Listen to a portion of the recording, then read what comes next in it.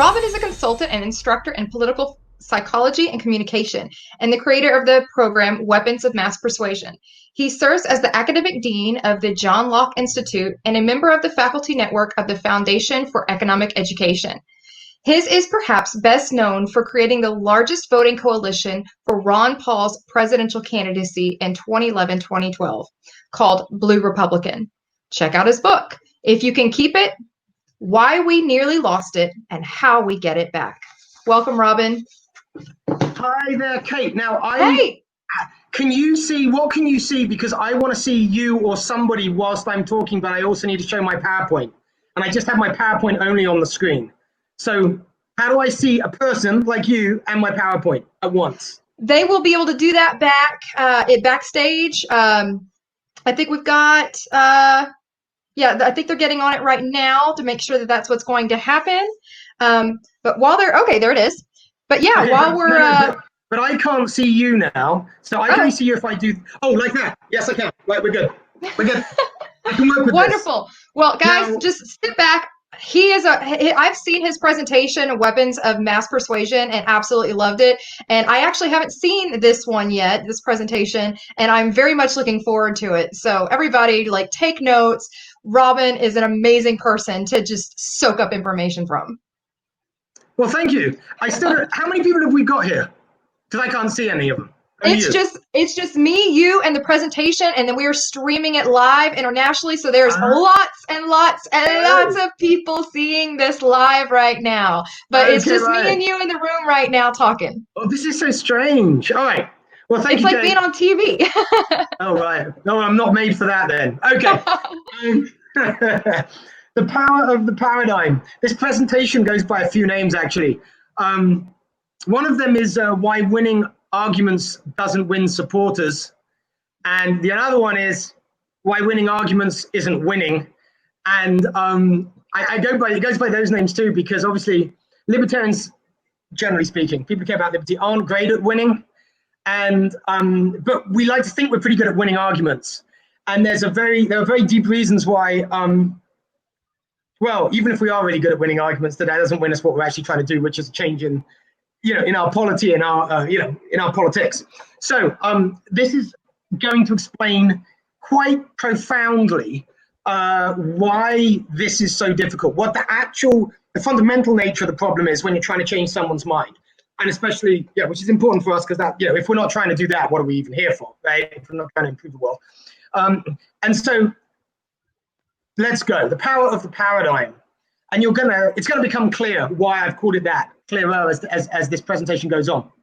But if you want a little nugget, a capsule for the entire point of this presentation, it's this quote by Goethe, and he's the dude in the red box at the top.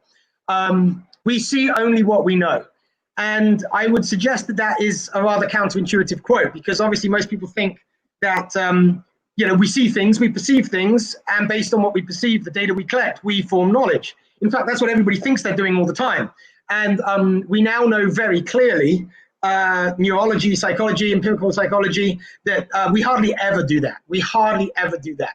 Rather, what we know determines what we see. The data that we collect is the other way around. So I want to explore that a little bit, because that happens in politics, just like in everything else. And in fact, when it comes to politics and things that are complex and affect us personally, that we're kind of morally invested in one way or another, it's really, really true. So Goethe anticipated back in the 19th century what we now know from neurological studies, even in the last 10 years. So that's kind of cool. Now let's see if I can navigate. Right, yes, here we go. The Power of the Paradigm. This is a very interesting little book, and it is a little book. And it's, if you haven't read it and you're actually interested in the advance of knowledge and changing other people's knowledge, which is another way of saying, changing their mind, check this book out. It's written by Thomas Kuhn in 1962. It's called The Structure of Scientific Revolutions, and it kind of caused a revolution in our thinking about philosophy. Well, let me say the history of science and science itself. Now, Kuhn was now I know I've just jumped into science. I'm going to get to politics. Just go with me. We're going to start academic, and we're going to become more and more political. Kuhn was a historian of science, but this book is a very important work in the philosophy of science and in the philosophy of knowledge more generally. With this book, he became one of the most important modern philosophers of science there is. And this is the book that really popularized, I think we could say, kind of in a sense, the idea of the paradigm. And he made some big claims for the importance of a paradigm. And so what is it? A paradigm, if you like, it's all the concepts and the relationships among them that we use kind of unknowingly to understand the world. But we now know that not just to understand and interpret the world, these concepts that we are already loaded with, if you like, determine how we even perceive the world, right? What we see, literally, as Goethe said, we see only what we know. Now, different paradigms exist in all areas. So there are cultural ones, political ones, scientific ones, which is what Kuhn was, directly writing about, linguistic ones, and so on and so forth. A concept has hanging on it a word. So different paradigms have their own vocabulary. And the vocabulary, which captures the concepts that we're using to understand and convey information about the world, contain our unquestioned assumptions about the world, as it were. Now, this is all a bit abstract, so I'll give you the famous example in science that I think Kuhn uses in the book. And again, I know this, you're not here for a science lesson, but this is worthwhile, so stick with me. I love science. Keep going. Okay, we're good. I'm glad you're with me. Newton's physics and Einstein's physics. Now, Newton and Einstein both had these concepts of mass, and they both had these concepts of time. They had the same words for these concepts. But the Newtonian paradigm and the Einsteinian paradigm, relativity, are incommensurate, which means that not only are they different, you can't translate between them. I'm going to unpack this. Now, Newton's idea of time is kind of like a common sense idea of time. It doesn't matter where you are, what you're doing, how fast you're running, or if you're sitting still, whatever, time ticks by at the same rate all over the place. Nothing you can do changes how time works in Newton, right? Similarly, the amount of mass something has, it doesn't change with what you do to it or where you put it. If I put it here, or I throw it, it's still got the same amount of stuff in it, right? So this is mass and time for Newton. Time and space for Newton are kind of like a backdrop on which the laws of physics operate, right? Einstein comes along, it all changes, right? E equals mc squared, you've all heard of that. If you increase the E, the energy of an object, by like making it move really fast, according to Einstein, it's got more stuff, it gets more massive. Now that doesn't make any sense at all in Newton. Also, if you travel in a rocket ship really fast, time slows down. Like actually clocks start slow. Every single physical process in the universe runs more slowly at speed. Well, that doesn't make sense in Newton either. So you've got these words mass and time, the same words, superficially the same, talking about the same thing, superficially, but only when you understand how these words, how these concepts relate to other concepts in the paradigm, so like energy, speed of light, etc. These are other concepts in the Einsteinian paradigm. Can you actually understand how they're completely different? Now that's a big deal. That's a big deal. Because you can have two people, and you might be ahead of me here, using the same words to talk about the same thing, and they're meaning completely different things. If you are ahead of me, you're thinking, oh yeah, my leftist friends react completely differently to when I say blah, blah, blah from my friends on the right, or from me, or whatever it might be, right? That's where we're going. So now taking it out of, out of science class, another great example is the word home in English. Now, home, so now we've kind of gone from scientific paradigms, now we're going to be a bit more down to earth, kind of just like linguistic, we'll call this a part of, linguistic paradigms, right? Home. If you're British or American, you could say something like, where I lay my head is home. An Englishman's home is his castle, right? I'm going to be going home tomorrow. Maybe you're on a vacation and you're staying at the hotel for a week. You can actually say, I'm going to go back home to the hotel, even though it's not really your home. But in English, that all works. Now, there's no way, you can't translate that into French. There's no word that would fit into those sentences translated directly into French. Doesn't exist. So if you wanted to translate home for a French person, you'd actually have to be fluent in French, obviously fluent in English, and spend a long time trying to vaguely indicate and point in different directions all the way that these weird English people and American people use this weird word home. All right. Okay. Incommensurate. Again, French and English as languages, incommensurate, strictly speaking. You can translate between them, but not completely. And that means there are things that you can feel, concepts that exist for you if you speak English, that simply can't be felt, and concepts that don't exist for you if you're French, and of course, vice versa. Now let's get a little bit political. The word for should in Chinese is ingai. That's Mandarin Chinese. You say it like that, ingai. Now you can, as I did, you can learn Chinese and use Chinese for years. I studied in Taiwan. And you can translate should to ingai and ingai to should, and you'll be fine for years, and everything will be fine until one day you'll use it and some Chinese person will respond to you in a way that just kind of doesn't make sense to you. Let's actually look at the difference between should and ingai.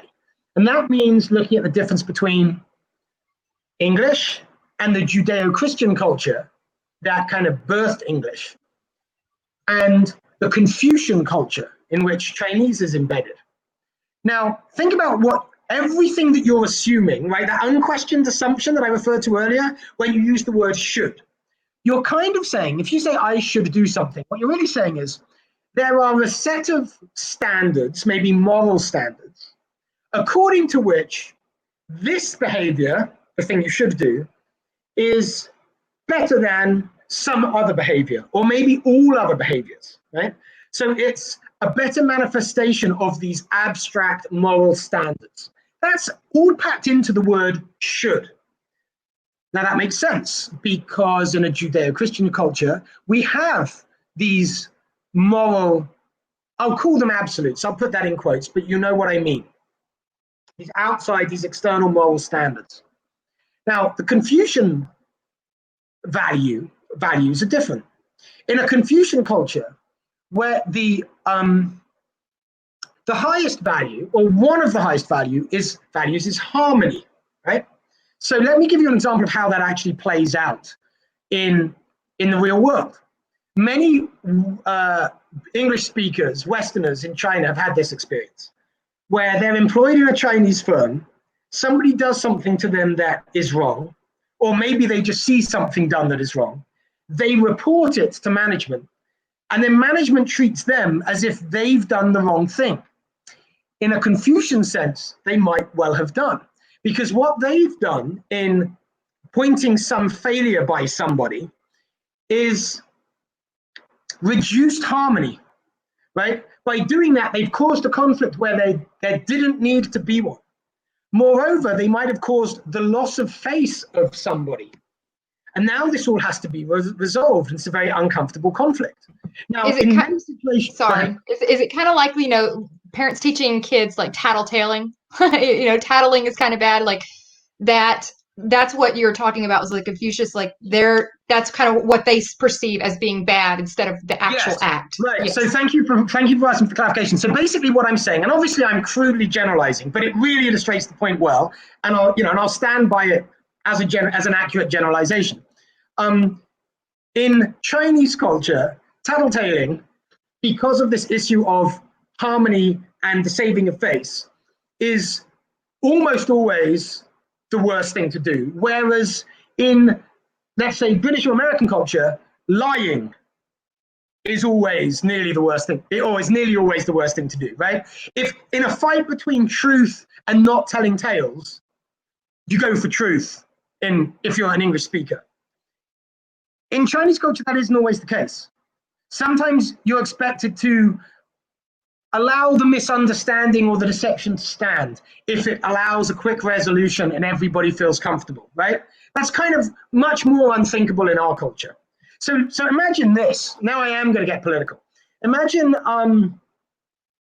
there's some alleged human rights abuse, and going on in China, and Trump has got a delegation, or America has a delegation for some meeting at the UN, and the media are saying, oh, there's this political prisoner, the Americans have to get him released, it's an absolute travesty. So there's some backroom dealings, and the Americans go to the Chinese, and then 2 days later it's announced that this political prisoner in China is released, and the Americans say that's a great victory for human rights, and the Chinese have done what they should do, meaning they've done the right thing. If you read the Chinese press, they might also kind of say they've done what they should do, but they have the completely different meaning. They have the Indai meaning, they have the Confucian meaning, which is by making that concession to the Americans, they've increased harmony.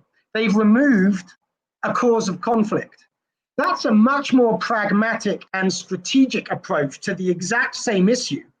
That if you try to directly translate, let's say, the Chinese news story and the American news story of the same event, you would be hearing the same words, Ingai translated to should, but actually what the two audiences are understanding from the use of words inside their own paradigm is completely different. One, harmony, pragmatism, strategy, those kind of things. The other, moral standards, moral absolutes, doing the right thing. This is the power of the paradigm.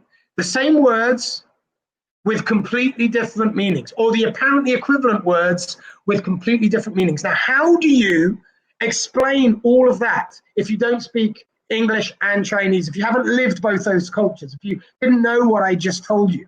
It's really hard. And if you are ahead of me now, and I hope you are a little bit, speaking to people on the political left and the political right is breaking through a paradigmatic difference. And it's this difficult, it's this deep, and it's this complex. Now, remember this word incommensurate? It's important. The idea that there is no direct translation. And I said, the only way you can translate home to a French person accurately is to actually be completely fluent in French. Okay, now,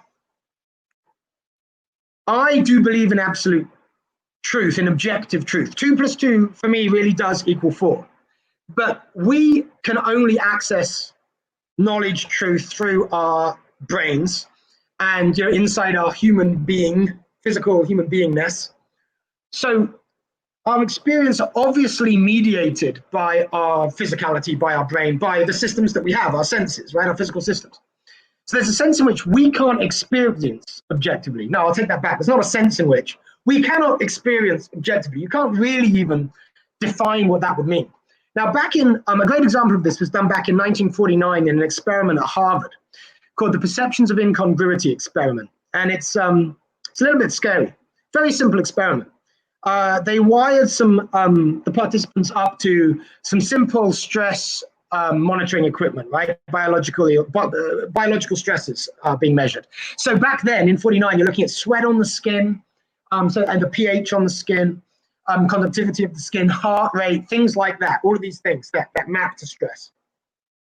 And then the participants were shown at high speed playing cards. And all they had to do was call out the playing cards. So 3 of spades, 7 of hearts, whatever it is. Now, what the participants didn't know was that after a while, the black and red colors were switched on some of the cards. So they might see a 3 of spades, but it was red, not black. Now, here's the question. What happens? What do they call out when they see a red 3 of spades? Well, what they call out is either 3 of spades, which is not what they're looking at because it's the wrong color, or 3 of hearts, which is not what they're looking at because it's the wrong suit. Why do they? Because, as Goethe said, they see only what they know.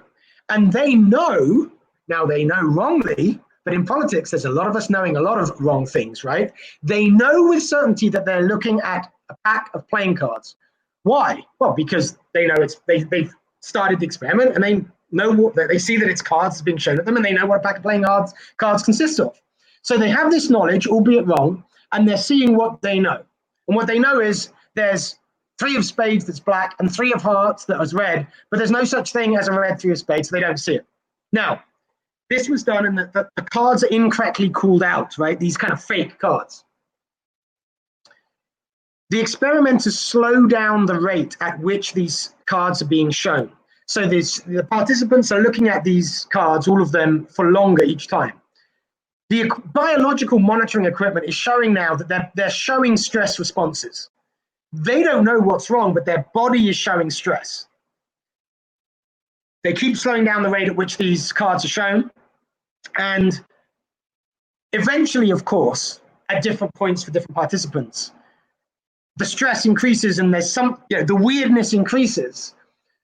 And eventually, each participant gets that what they're looking at isn't a real card. Now, at that point, their knowledge changes, right? They now go from knowing they were looking at a pack of cards to knowing that, hold on, there's something funny going on, right? It's not a real pack of cards. And so at that point, they can see reality, let's say, we'll put it that way. They can see all of these fake cards as well as all the real cards. The stress responses dissipate. They are now in a different paradigm. What this illustrates is the stickiness of paradigms in one of the simplest ways. Now, political paradigms, moral paradigms are even stickier for more reasons, but this experiment is great because it shows you how, get this, what we know, the paradigm, operates pre-consciously. I want you to really get this, right? When you're making a political argument, and what you do is you throw out, facts and logic. Remember that people are seeing things differently, not just interpreting things differently in the world. They're not analyzing. When you look at a playing card, you see what it is immediately without conscious analysis, right? It goes in, straight in. This operates at that level. It's pre-conscious. And our political biases, once they're learned, now they can be changed, once they're learned, are pre-conscious. And this is why, all things being equal, in most cases, your facts and your logic don't change people's minds. This is why when you have a Facebook argument, or let's say you have 100, 99 of them will just simply basically reinforce the person in his own paradigm because he's seeing things differently. We'll talk more about that if we have time later. And there are examples of this playing out in politics and history. And here's just a few I put on the screen. In 2006, some of you will remember, a huge number of Republicans stated that Iraq had WMDs, weapons of mass destruction. 28% stated that they'd been found. And this was, even at a time when, there was no media report saying that. Even Fox News wasn't, consistently making that claim, but people believed it. Why? Because if you're a Republican at that time, you know that Bush wouldn't lie to you. He's your man. The government, your safety is involved. There's lots of things. There's lots of reasons why your paradigm has you knowing that that must be true, and they're related to other things that you're largely invested in. Maybe, almost always subconsciously or unconsciously. They can be covered, but you're not thinking about them when you're asked this question. Did Iraq have weapons of mass destruction? If you're a Republican in 2006. Similarly, and it's not just Republicans, of course, it's everybody. We all do it. This is human nature I'm talking about, and that is why I'm talking about it. In 1968, French communists were denying the Soviet invasion of Czechoslovakia as the television pictures were being beamed into France from Czechoslovakia of the tanks rolling in. Why? Because a lot of these French communists, especially the academic ones, had too much invested in that not being possible. It made too much wrong. If they allowed that fact, there would be too many other things that would change for them, and we might get to some of those things. But obviously, talking about face earlier, face and academic credibility and moral standing, which is a huge one, by the way, in political communities. All of these things would have to have been conceded or given up or compromised. And we are physically, this stickiness of paradigms is physical. Remember about the stress responses? They were happening unconsciously. The stress responses happen before we consciously know there's something wrong, right? I'm trying to show you how hard it is, the actual nature of the problem of changing people's minds. Now, Iran test fires a missile that can reach Israel. When I give this talk in a live, to an audience, I get interactive at this point. And I guess I can't do that, can I, Kate? I'm going to have to play the audience as well as the speaker, right? Yeah, well, kind of. I mean, I could be the audience. Whatever you need me to do, I'm here for you. Yeah, so I know if you've seen my weapons mass destruction Persuasion. Yeah, thank you. Yes. Oh my God, I'm talking all these WMDs. You see, I'm confused. Well, it's Yes, also your very birthday much the way weekend, to so answer the I totally question. understand. Do you remember seeing the answer to the question I'm about to ask about this headline? I actually don't. Okay, then I will ask you the question. There was a headline on the Drudge Report years ago, and this is a verbatim quote. Iran test fires a missile that can reach Israel. Now, if I tell you that that statement was factually correct, my question is, what's the problem with it? In the spirit of what we've learned about paradigms so far, I'm saying to you, well, it's factually correct, but there's something fundamentally wrong with it as a news headline. Do you want to throw out some ideas as to what the problem is with it? What it's doing? Hmm. And it is subtle. So, Yeah. people don't always get it. But that's kind of why I try and get the audience involved. But you want to throw out any ideas? Well, I mean, like, is it the test fires part? Because if they're able to, I mean, where are they actually test firing in that direction and location? Obviously, not in the direct location of Israel, but like, is that what it is? No, it's even kind of bigger than that. It's more fundamental than that. I mean, that's not a bad idea, but it's more fundamental. Okay. Well, you're gonna have to go ahead and give me the answer then. And I tell you, right, now I want everybody to wake up and listen to this, because this is going on every minute you are watching a news program. It's going on for you, whatever your politics, and for all the people who are watching their favorite news shows, MSNBC, Fox News, CNN, your favorite crazy anarchist YouTube, whatever it is, right? This problem I'm about to tell you with this headline is what we have to deal with, because this is how we get information. Iran test fires a missile that can reach Israel. Factually true. And a missile that can reach Israel can also reach Saudi Arabia from Iran. Now, Matt Drudge, who wrote that headline, chose Israel for a reason. He wasn't being conspiratorial. He wasn't being deliberately misleading. He knows something. He knows what all Americans know about politics in the Middle East, which is that the fundamental conflict is between the Arabs and Israel, or the Arabs and the Jews, right? And so he sees that Iran test fires this missile, and it's obvious to him, like it is to nearly all Americans, that, well, the main target of that missile, the main reason Iran wants it, is Israel. And the problem is, and so he writes the headline and it reflects that knowledge. The problem is that knowledge is false. It's certainly really, really bad. If you want to argue with false, I'll let you have that argument, but it's really, really bad, because the truth was, and the truth is, that the most important fissure in the Middle East politically isn't between the Israelis and the Arabs or the Muslims. It's between the Arabs and the Persians. And sure enough, if you know anything about the lead up to the development and test firing of that missile, and perhaps more importantly, what happened next, it was obvious that the implications of that missile test firing in the Middle East were implications for the relationship between Iran and the Arab states, the Persian state and the Arab states. It was a Persian missile directed implicitly at Arabs. It didn't make much difference to the relationship between Iran or the other Muslims in that part of the world and Israel. It made a lot of difference to the relationship between the Persians and the Arabs, a historically complex, deep relationship, every bit as much as that between Israel and the rest of the Middle East. And this, of course, relates to the Sunnis and the Shias as well, and that difference, which here we are in the West, not understanding very well Middle Eastern politics, we also don't really appreciate. But again, you see, what I'm saying is that the information we're getting, Goethe's point, including here a politically important headline, is not reflective of the meaning of the events on the ground. It's reflective of the prevailing paradigm, what we already know, and it's wrong. Now it gets worse. If you were to see this headline, what it does is it reinforces your mistaken belief that the big political tension is between Iran, or indeed the Muslims, and Israel. It's like, oh, here we go again, right? The Muslims versus Israel. So the paradigm has caused somebody to see something, Iran test fires missile that can reach Israel, that reinforces the paradigm even though it's wrong. That's exactly what happened in the experiment with the playing cards. I knew it was a set of playing cards, and I see a card.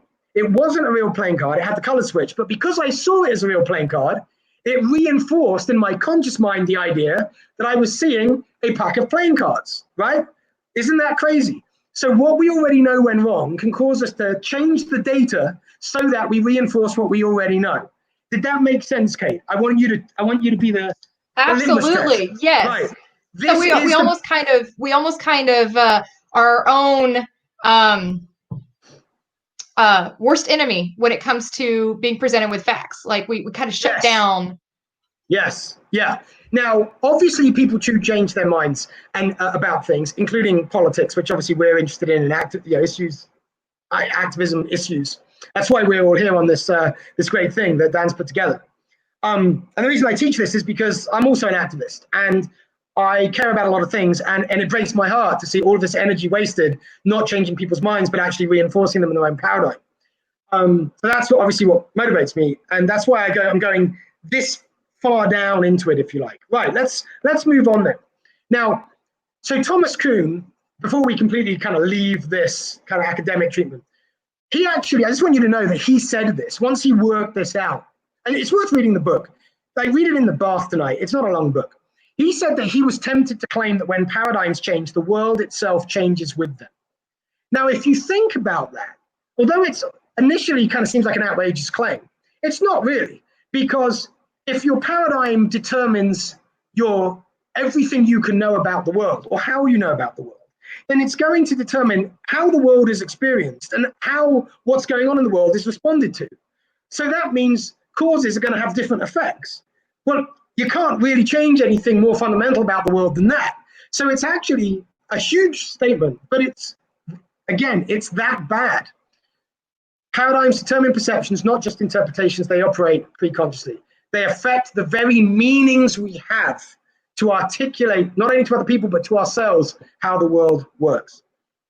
I've shown you how paradigms are self-supporting. They change the data to support themselves. And one of the reasons for this, we now know neurologically, is that they're soft-wired, right? If I get you, if you're in that experiment, the imperceptions of incongruity experiment with the playing cards, for example, and you break out of it, right? You work out the trick that some of the cards are fake. In that moment, something is rewired in your brain, right? Your neural networks are changing as you learn. They're not hardwired. Sometimes people say that. Nothing's hardwired in the brain. The brain is highly plastic. But we are in the business of rewiring brains. And something I say as a tagline for the work that I do is, you can't change someone's mind unless you know how minds are made up. But there's a process by which minds are made up, and we have to hack that process. And if logic and facts don't get you the whole way, and I'm loving the memes that taxation and Steph are putting out, because I've seen they get this. You realize that logic ain't going to do it. There are cases in which it works, but generally logic isn't going to do it. You've got to understand that and work accordingly. Now, how much time have I got, Kate? I haven't even been looking at the clock. You've still got about 20 minutes. So. All right, great. So now, have you seen this little thing, Kate, in my class? I don't recall. It's been a while. Okay, right. So you're going to be my audience again. None of the questions I'm about to ask you are trick questions. What is that is on the screen right now? It's a medium-sized white straight line. Yeah, it's a white straight line. What would you say about the orientation of the line? How would you describe it? It's in the top left corner. Yeah, not where it is, but like the angle of it. Oh, it's horizontal. Horizontal, correct. It is a horizontal line. Fair enough? Yes. What's that? That's a vertical white line. Great, what's that? 2 horizontal white lines. Bear with me, we're almost there. What's that? 2 vertical white lines. And what's that? A white square. Absolutely. And everybody who's watching this, if they're honest, as soon as that came up, they went white square, because that's what it is. But what it also is 2 pairs of lines, one horizontal one vertical, joined at their ends, right, to enclose a space. It's also that. Now, the thing is, when you're looking at that square, and we can now do this with high resolution neuroimaging. We can actually see what brain cells at an individual level are active when you look at this square, right? There's a bunch of cells firing for square. You've soft wired the concept of square. It has become a fundamental concept with which you understand the world. You look at a square window, you go immediately square window. You don't go, now hold on, I see there's some vertical lines and some horizontal lines on the immediate end. Okay, well, that's one of those square things, right? Again, it's pre-conscious. Now, it turns out that when you look at that square, we can also see that there are active cells for the concept of two, because you're looking at pairs of things, and you're actually looking at two pairs of things, parallel lines.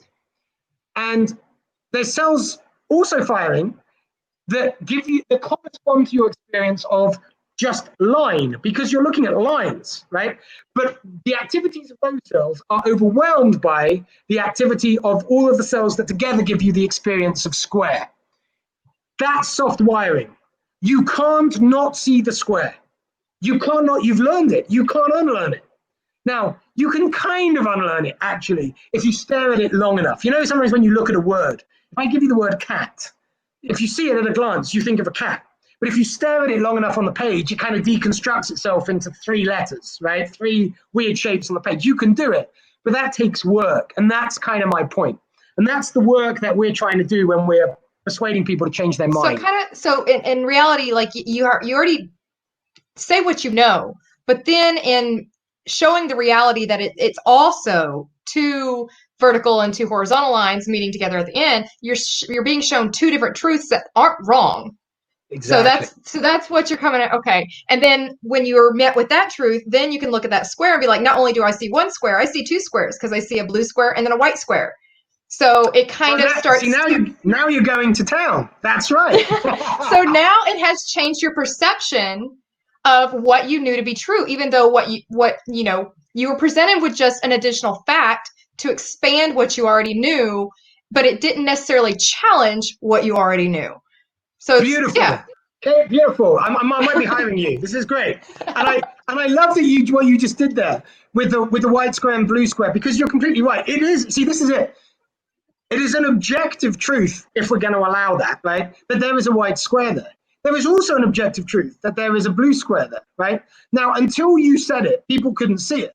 Now, if I only saw the white square, the fact that I could admit to you, well, there's also a blue square, doesn't mean that I can experience it in the same way with the same force, right? This is how leftists and libertarians and conservatives experience their difference of the world. It is experience. It is not logically derived. It is not just rational. And there is nothing more irrational than ignoring our irrationality and all of the things that I'm talking to you about. This is why there can be objective truth, but not an objective experience of objective truth, if I could even say that. So thank you. And this is, now I'm not going to have time, because you're all now asking, okay, what do we do about it? Well, what we do about it is what I've built, my career in political psychology and communication and branding and marketing on. So, the answer, I guess, one of the answers, go take one of my courses.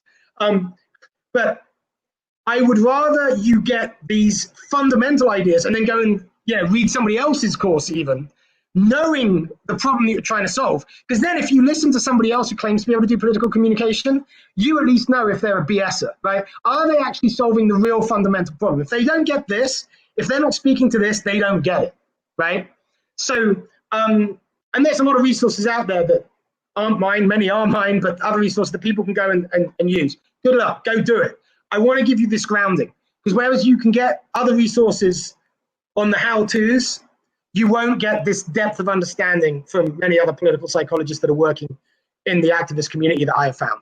So anyway, this is why I'm spent all this time. I've taken 2/3 of my time, or whatever it is, maybe even more, on this. But I've got a few more minutes, so let's keep going a little bit into the so what. Okay, give me something political I can use. Right, I'm going to be a little outrageous and quote Noam Chomsky on a taxation is theft titled operation, whatever we're doing here, educational fest. He said this: the smart way to keep people passive and obedient is to strictly limit the spectrum of acceptable opinion, but allow very lively debate within that spectrum, even encourage the more critical and dissident views. That gives people a sense that there's free thinking going on, while all the time, in bold, the presuppositions of the system are being reinforced by the limits put on the range of the debate.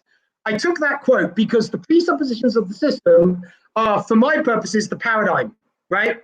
That's Chomsky speak for the paradigm in the sense that I'm talking about and operate in politics. Now, let's unpack our political paradigm. Most people, less sophisticated than us, I'm sure, think politics in terms of left and right. And so do we, even if we're honest, a lot of the time, even though probably if you're listening to me on a taxation step, I can't call this a podcast, whatever this thing is. It's more like streams. A festival. It's just a festival. Yeah. Okay, it's a festival. Because it'll eventually be in person.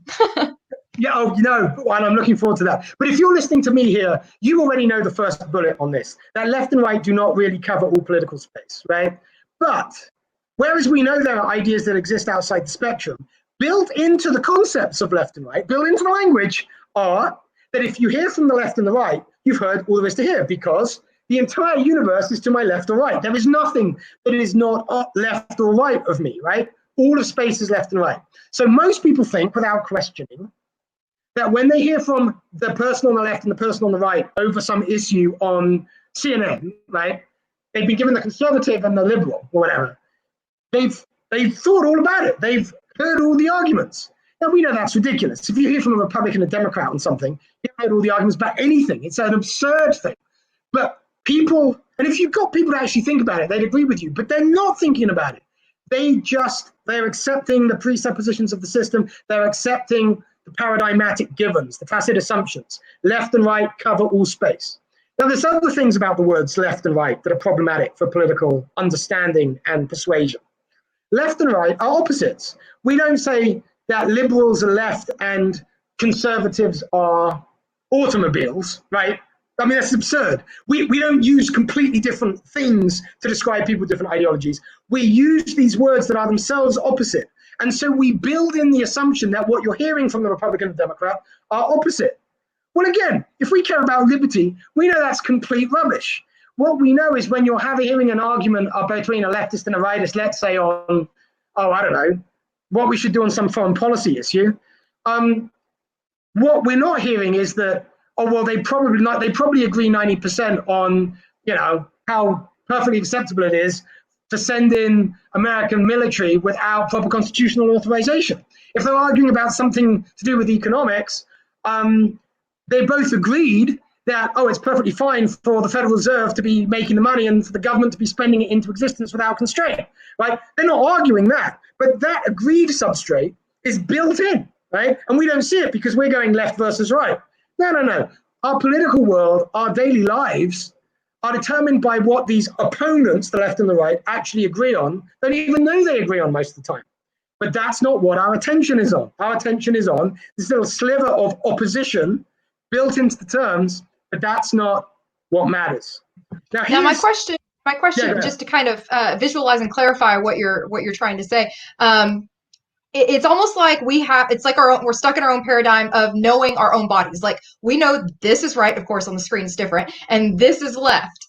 And we know, like, if we put our arms apart, like, it's symmetrical. And because we know those facts of right and left is kind of opposite to who we are as a person, center of our body, and then it only goes so far, we think of it as opposites. Right. If you're in a car and you're at an intersection, you can either go right or you can go left. But if that car stops at another point, right, left is totally different than where you originally were. So is that where an example of how we're stuck in that paradigm of what right and left is, like that truth, you know what I mean? Like, so so what I'm saying in this second bullet is you're experiencing the opposition. And that's because when you hear left and right, apart from anything else, it's triggering that feeling. All of the times you've chosen between left and its opposite, right? And your memory and your feeling of making that decision at the wheel of your car, right, is exactly what's being overlaid on political discussion. And like I say, it's absurd, right? Like, it's absurd. It's absurd that when you've heard the Republican, the Democrat, the Conservative, and the Progressive talk about an issue, that you've heard all there is to hear, you've covered all space, and that you've heard opposites in all of that space. Yes. Now, you used the word symmetrical in what you just said. Now, there's a technical sense in which left and right are symmetrical. Like a technical sense in which mathematicians or scientists or engineers use the word symmetrical. And that just means if something has symmetry with something else, they're the same thing and they can be easily mapped onto each other with a simple operation. Now, an easy way of mapping left to right to each other are, stand in a mirror, right? If you stand in a mirror, you get a right from a left or a left from a right. And that's also kind of built into the terms. Now, what does this mean in politics? We assume that that left and right, people on the political left and people on the political right, they might be different, they might be opposite, but they're the same kind of things. They're still doing the same thing. They're still doing politics, and politics itself has the same meaning for both of them. Again, because it's left and right, not left and tree, or chair and right, or chair and green, or yellow and I don't know, carpet. It's not that. They're not the term labels we're using. Left and right, there's symmetry, and it's a fake symmetry. Now, you've all had this experience, and if you're truly not really a conservative and not really a progressive, you've definitely had this experience. You've seen it from afar, maybe. And maybe you are one of those things and you've experienced this in your friendships when you've discussed politics. And what it is this. Think about what your friends on the left think is bad about your friends on the right. When people on the left criticize the views of people on the right, what do they tend to say? And then think about people on the right and what they tend to say about people on the left. Do they say the same things or do they say different things? So let's ask the questions in that order. What do progressives tend to think of capitalists as people? Greedy, evil. Yes, I mean, those are, yeah. Right. And what do your, let's say, free market friends tend to think of your leftist friends, of progressives? Enslaving, evil. Oh, do you think? Yeah. Do you not think that a lot of people, conservatives, think that a lot of progressives are naive? Yeah. A bit stupid, don't they? In other words, what I'm getting at is, I mean, you're right, of course, to some extent, but what I want to get at is the difference between the majority of leftists think that people on the right are callous. But there's an awful lot of people on the right. Let's say, think about the Affordable Care Act, right? People didn't actually think that the reason the leftists were supporting the Affordable Care Act, Obamacare, were deliberately to enslave people. I don't think most people on the right thought that. They just thought they were too stupid to realize that if you hand over a seventh of the economy to the government, that you're not going to get a good outcome that you want. Is that fair? Are you there, Kate? Yeah, I'm here. Yeah. Yes. Would you say that's fair? Yes, that's definitely a fair. Okay. The reason I ask is because I want to show you this, and it's just a little segue into this. Now, if you are a leftist, and I'm someone who used to be, I call myself, I used to be a kind of a progressive by default, right? I've never really cared very much about politics. I'm a good guy. I'd rather have, a fairer society, a more just society, better health rather than worse. Yeah, all those things, right? Never really read any books about it. So obviously, if I'm a good guy, I'm going to support policies that more directly manifest my good intentions. And a lot of most progressives experience their politics as the politics of good intention. They believe what they believe because it's the manifestation of their moral intention. So if I'm a liberal, a progressive, I'm operating on this diagram on the horizontal axis, right? I experience my support for a policy as good. That's why I'm supporting it. And so from within my paradigm, if you're not supporting the policy I'm supporting, you're not who I am, right? You're not doing it for the reason, you haven't got the reason I've got to do it. Or you're not good, that makes you bad. So because my leftist politics are essentially intentional, I'm good, you're bad, evil, like you said. Now, a lot of folks on the right, and I'm generalizing, I get it, but I want you to see this thing about paradigms. They are also judging their opponents on the left from within their right-wing paradigm. They don't care any less about prosperity or whatever. But they have an idea that the people on the left don't have, which is, oh yeah, you simply can't mandate good intent, because if you do, you end up with a worse result. And hey, look, if you look at history and all the times we've tried to do that, it's obvious. Just look. Can't you progressives see what happens when the government runs things? Are you that blind? Are you that dumb? So as somebody, if I'm a conservative on this issue, I experience myself as, let's say, being against the Affordable Care Act, precisely because it's going to make matters worse. And because I can see that, you can't see that because you're on a different, you've got the opposite view from me, you're supporting this thing. So from within my paradigm, from within my reason to oppose this, I can see that either you're too dumb, too stupid, too blind, or willfully blind, maybe, right? And that's usually how it goes. So what I'm trying to say is, my experience as a progressive of doing politics is different from my experience as a conservative of doing politics. I feel like I'm doing completely different things. I feel like, in general, I'm expressing completely different parts of myself. I am completely differently motivated. So obviously, the way of reaching a progressive is not going to work for a conservative, and vice versa.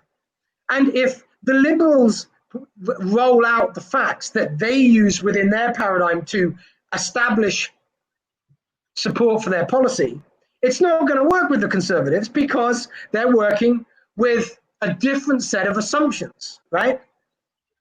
Well, I was going to let you know we've got 4 minutes left before we have to break for the next speaker. So just letting you know where we stand. So let me just jump to this. There was an experiment. I'll close this. There was an experiment done by a guy called Weston back in 2004. 30 men put in a brain scan, half Republican, half Democrat, and they were fed. The audio was fed in of their man, Kerry or Bush, in the presidential election, making a misstatement, something that was internally inconsistent, so had the logical quality of 2 + 2 = 5, something that was obviously wrong. What did we see was going on in the brain when Republicans and Democrat partisans listened to the one they didn't want to win and the one they did want to win say something that was logically equivalent to 2 + 2 = 5? We saw these centers light up.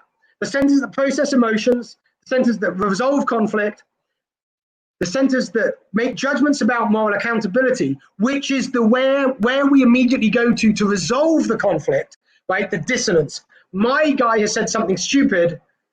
Can I excuse that? Oh, I can. He was obviously misspeaking, right? That's the moral accountability bit. This guy is morally credible, right? So I can just put that down to a misspeak. Whereas if it's my opponent, I'm going to put it down to he will say anything to get elected, right?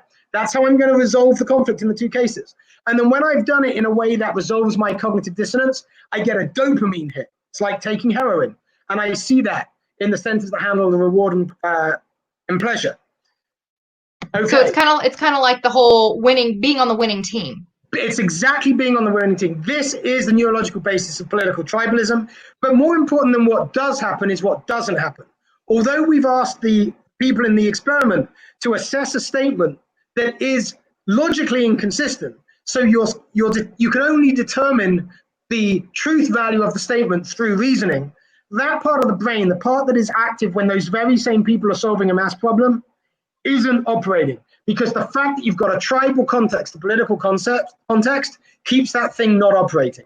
Our job in political persuasion is to get to a place where we change that. And my courses, my work, Weapons of Mass Persuasion, and you can even get a version of this right now on a discount at udemy.com, The Art of Political Persuasion, is all about how you do that. How you get people to actually be motivated to believe what you're telling them and not feel that their paradigm is under threat by the one that you are coming from. All of which subconscious minds are initially fearful of if you don't know how to approach this problem. So I'm gonna encourage everybody who is in activism. And if you're watching this, you consider yourself an activist. If you want to be a successful activist and change how people see about, especially when it comes to liberty, check out Robin's his classes for sure, and grab his book. But thank you so much, Robin, for coming on. I really appreciate it. I love your energy all the time. And I love how you explain things and just really give that visual. So thank you so much. Go enjoy the rest of your birthday weekend. Happy birthday. Thanks, Kate. And so guys, stick around. We've got more coming. Brian Ellison is our next speaker. And if you want to find the full schedule for the rest of tonight and later tomorrow, you go to titfest.org. So up next, Brian Ellison. Thanks, Robin. Thanks for being my audience, Kate. Take care. I loved it.